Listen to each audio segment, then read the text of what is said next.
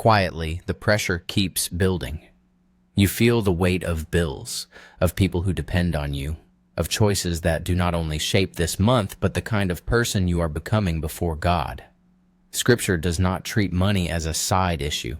It treats it as a test of the heart, a daily arena where trust, obedience, and self-control either grow or slowly decay. From the first pages of the Bible, God places people in real economies, fields that must be tended, flocks that must be counted, work that must be done with tired hands and a watching Lord. Abel keeps sheep, Cain works the ground, and their offerings reveal more than their skills. They reveal their hearts before God, and how they handle what they produce matters. Later, wisdom literature shows households where wool, flax, linen, land, and trade are part of everyday worship.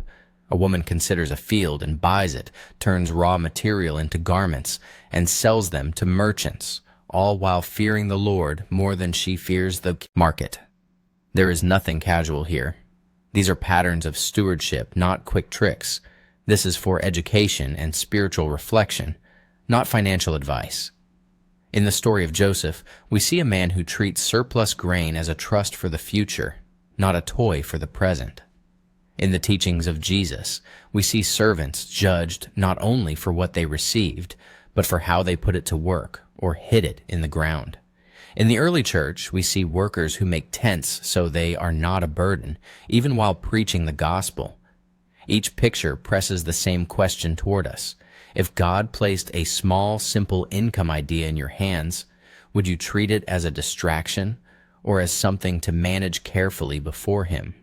Tonight, we step quietly into 6 biblical patterns of income that usually begin small, sometimes unnoticed, but can train the heart for faithfulness. They are not formulas. They are not guarantees. They are glimpses of how God's people have often turned work, surplus, and skill into steady, careful provision that honors Him. And we begin where Joseph began, with grain quietly gathered and stored, one field, one city at a time. Grain storage and resale. It is unsettling to realize how quickly a good season can vanish. A job that feels solid today can feel fragile tomorrow.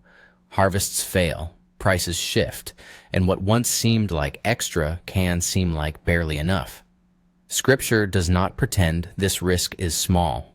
It faces it directly in the story of Joseph, a young Hebrew placed in charge of the food supply of an empire. In Genesis, Joseph explains that 7 years of abundance in Egypt will be followed by 7 years of severe famine. His counsel is simple and disciplined. Appoint trustworthy overseers, collect a portion of the harvest each year, and store the grain in the cities as a reserve so the land will not perish.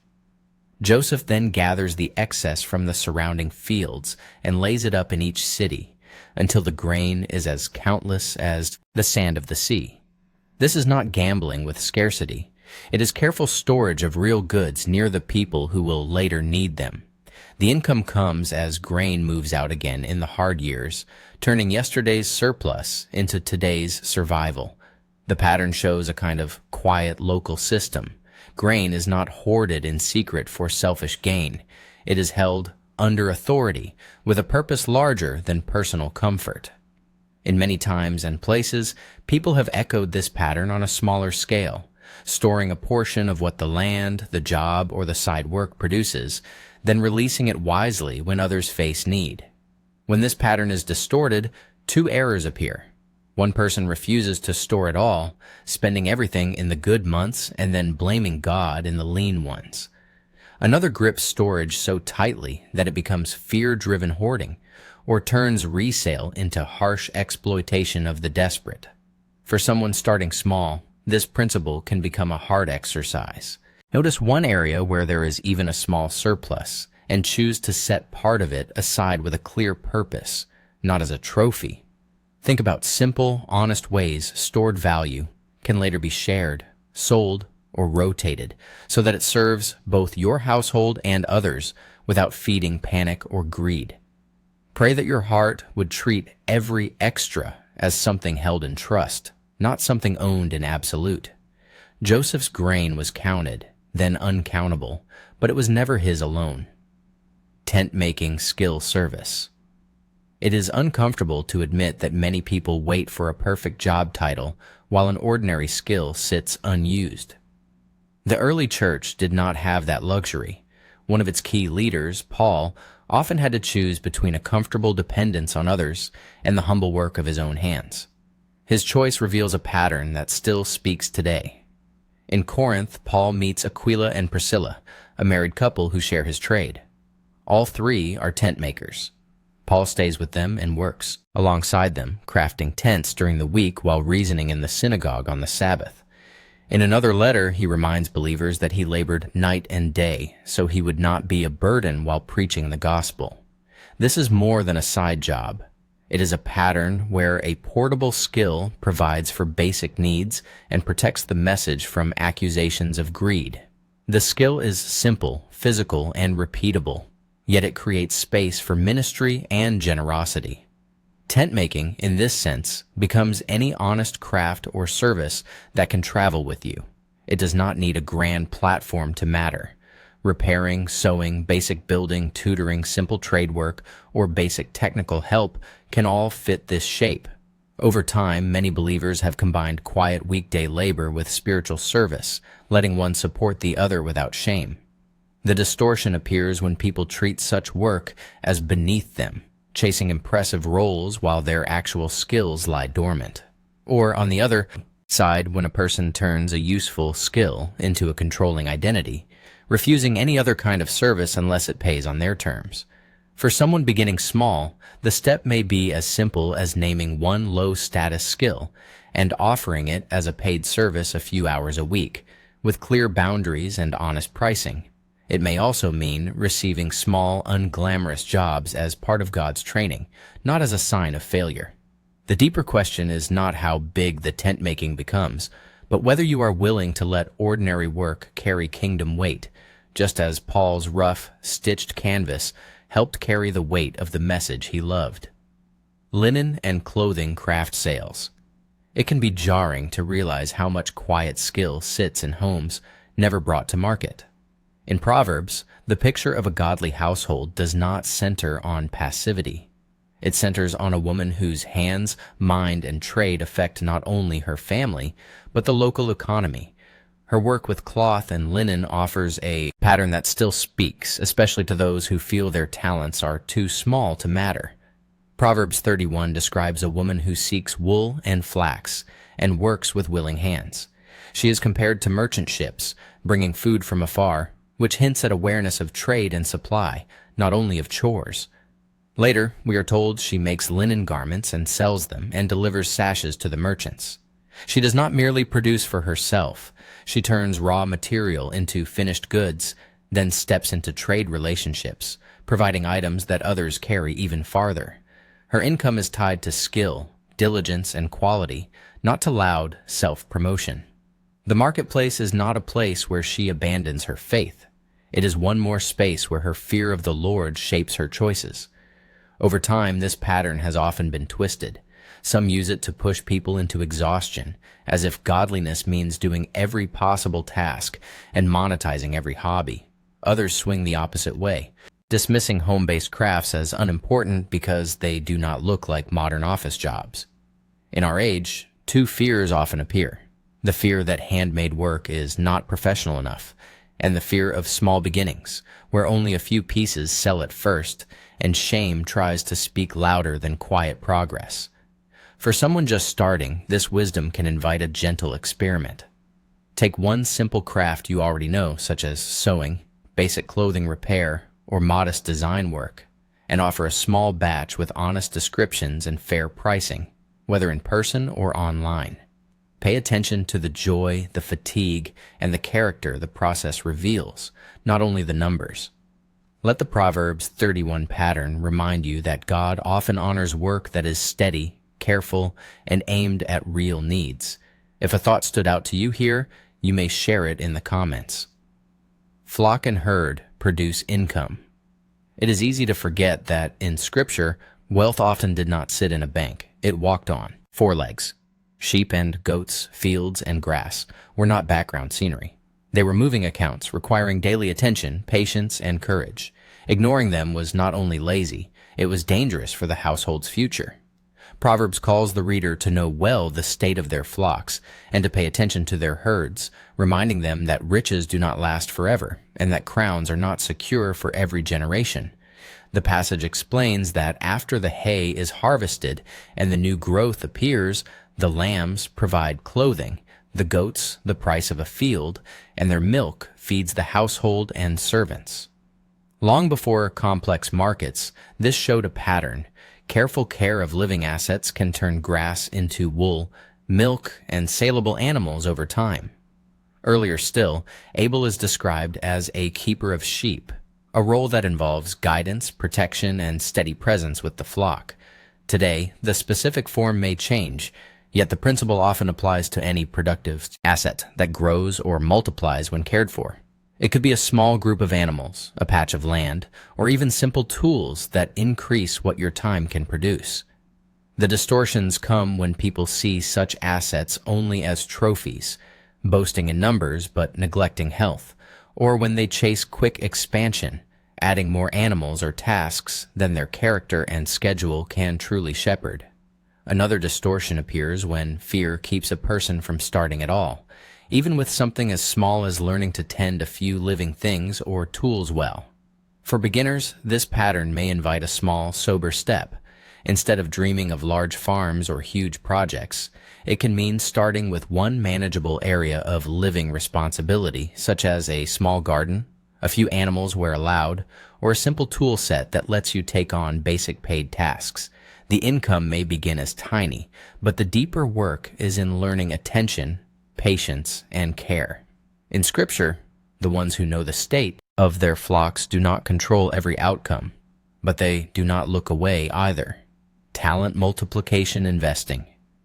You can be faithful and still be afraid. You can hold what you have so tightly that nothing grows, not because you are evil, but because risk feels like a threat and loss feels like a verdict. In that pressure, many people choose the safest thing that still looks responsible, burying what was entrusted to them. Jesus tells a parable about a master who entrusts money to his servants, each according to his ability, then leaves. The servants who receive 5 and 2 talents go and trade with them, and they gain more. The servant who receives 1 talent goes off, digs a hole, and hides his master's money. When the master returns, the issue is not that the servant had little. The issue is that he treated a trust like a personal possession, then used fear as a cover. The story presses a stewardship principle. God looks for faithfulness in what is placed in your hands. But this principle gets misused fast. Some people hear multiply and turn it into pressure, as if God is only pleased by big results and public wins. Others run to shortcuts. One modern example is chasing high-risk hype, where a person treats quick gain as wisdom, even when the method feeds greed or denial. Another example is paralysis dressed up as caution. Endless research, endless planning, but no action, no service, no honest attempt to put a skill to work for real people. In Scripture, what you hold is not truly yours. It belongs to the Master, and you manage it in His sight. So start with a small, sober step. First, list what you already have that can serve someone: a skill, a tool, a free hour, a network, a teachable gift. Second, choose one low-risk way to trade it into value, like a simple service offered consistently or a small product improved over time. Ask for wisdom, then act with integrity. If you have wrestled with fear around stewardship, share your story in the comments. Little by little side income building. Most people quit because the beginning feels insulting. The work looks too small, the progress feels too slow, and pride whispers that small gains do not count. But Scripture often treats small beginnings as the place where character is tested, not the place to be mocked. Proverbs says, "Wealth gained quickly can dwindle, but the one who gathers little by little increases it." That is not a promise of riches. It is a warning about shaky foundations and a wisdom pattern about steady effort. Proverbs also says that in all labor there is profit, but mere talk leads only to poverty. The point is not that every attempt works out. The point is that honest work tends to produce real learning and real value, while talk alone feeds fantasy. Zechariah speaks to a discouraged community rebuilding with limited strength and asks, "Who has despised the day of small things?" The scene is not glamorous. It is slow building, measured progress, and a plumb line in a leader's hand. That is the picture. Faithfulness that looks ordinary. A little done well, repeated, becomes a testimony. Not because smallness is magic, but because God sees what people overlook. This wisdom is often distorted two ways. One person chases overnight money, bouncing from idea to idea, quitting as soon as the work becomes boring. Another person refuses to start at all because the first version will not look impressive, or because they fear being seen trying. For a beginner, try 2 steps that stay small on purpose. First, pick one simple offer you can repeat weekly with clear limits. Second, track it in a plain notebook. What was done? What was hard? What improved? Let the small work humble you, then strengthen you. The day of small things is not where your story ends, but it may be where your obedience finally begins. Some days, income feels like a battlefield, not because work is wrong, but because the heart is loud. Fear tells you to clutch, pride tells you to show off, shame tells you to hide. Yet Scripture keeps pulling us back to a quieter center. Stewardship. Joseph's grain strategy shows restraint in abundance and steadiness in crisis. Paul's tent-making shows dignity in ordinary skill, and a refusal to be ruled by appearance. Proverbs 31 shows that faith can live inside real trade, real materials, real decisions. Proverbs 27 shows that attention is spiritual because neglect has consequences and care has fruit. Jesus' parable of the talents shows that what is entrusted is meant to be handled, not buried, and that the master expects an account. And Proverbs' little by little wisdom reminds us that steady labor often builds what talk cannot. So the question becomes less about which idea feels exciting and more about what kind of person you are becoming while you try. Are you learning patience without passivity, courage without recklessness, generosity without denial? Micah 6:8 compresses it into a simple call. Do justice, love mercy, walk humbly with your God. That posture matters when you set prices, when you treat customers, when you handle setbacks, when you explain a delay, when you choose honesty over advantage. If you like our content, consider subscribing. And if you want a simple next step, choose one small act of faithfulness you can repeat. Offer one honest service, make one modest product, store one portion wisely, track one responsibility carefully, and pray over it like it belongs to God because it does. What would it look like for your work to become worship without needing it to become impressive?